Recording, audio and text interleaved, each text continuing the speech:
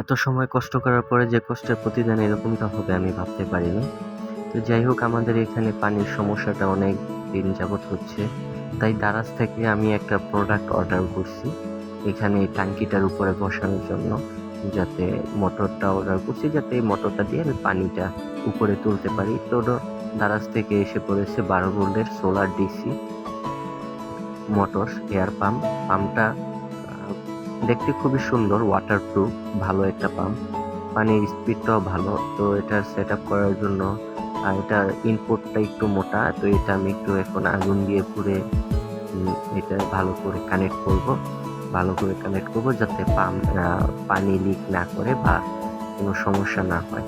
আমি কাঠটার উপরে বসায় নিছি যাতে উপরে রাখা যায়, রাখতে সুন্দর হয়।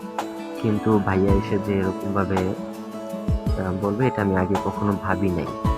তো সেজন্য একটু ভুল হয়ে গেছে কাজ করতে গিয়ে। ওই ট্যাঙ্কিটার উপরে আমরা অনেক কিছু রাখি, তো সেজন্য ঢাকনা দিয়ে ঘুরে রাখি।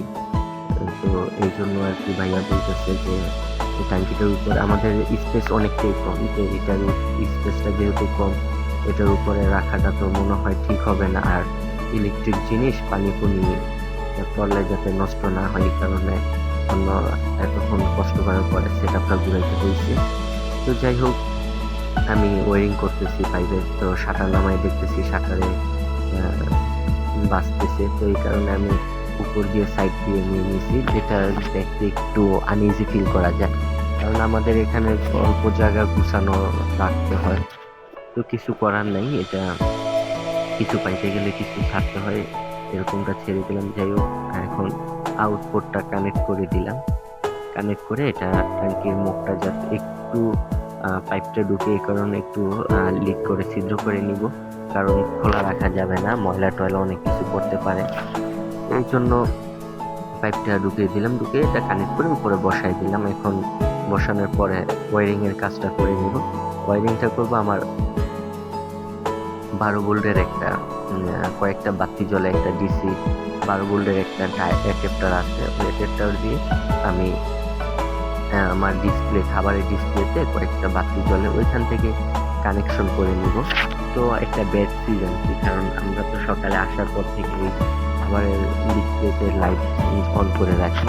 তো সেই জন্য আর কি একটা ব্যাড সুইচের সাহায্যে এটা অন অফ করার যাতে সুবিধা হয়, এই কারণে একটা ব্যাড সুইচ নিয়ে নিলাম। এখন আমি এই দিক থেকে লাইনটা নিয়ে ব্যাড সুইচটা কানেক্ট করে দিব। কানেক্ট করার পরে এটা আমি চালিয়ে দেখাবো আপনাদের সামনে এটা কি পানি করতে আদৌ সক্ষম হচ্ছে কিনা।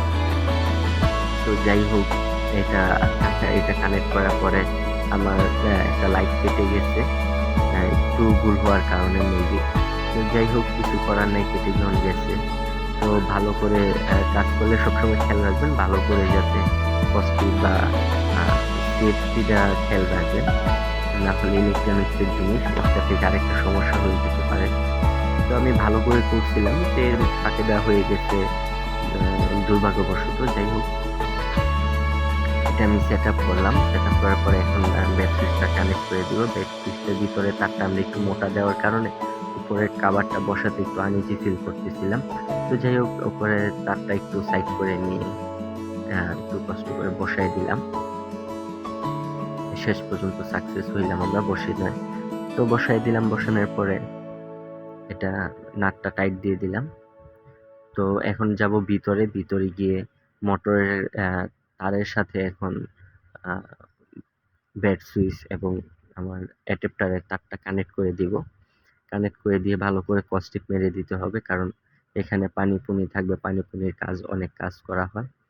তো কাজ টাজ করার পরে একটা পর্যায়ে ভাইয়া এসে বলতেছে যে এখানে তো আমরা অনেক কিছু রাখি, এটা এদিকে রাখা ঠিক হবে না। তো সেজন্য এটা অনেকখানি জায়গা নষ্ট করতেছে। অনেক কাজ করার পরে গুছানোর পরে লাস্টের দিকে এসে এটাকে এটাকে এই যে দেখেন, এটা সাইডে এক চিপায় রেখে দিতে হয়েছে, কারণ হচ্ছে ওইদিকে ওইটার উপর আমরা অনেক জিনিসপত্র রাখি। পানি উঠতেছে সুন্দর করে, দেখতেই পারতেছেন পানিটা উঠছে মাশাআল্লাহ। যাই হোক, আপনারা চাইলে এটা ইউজ করতে পারেন বাসায় বা যে কোনো জায়গায়, এটা ভালো একটা সাপোর্ট দিবে।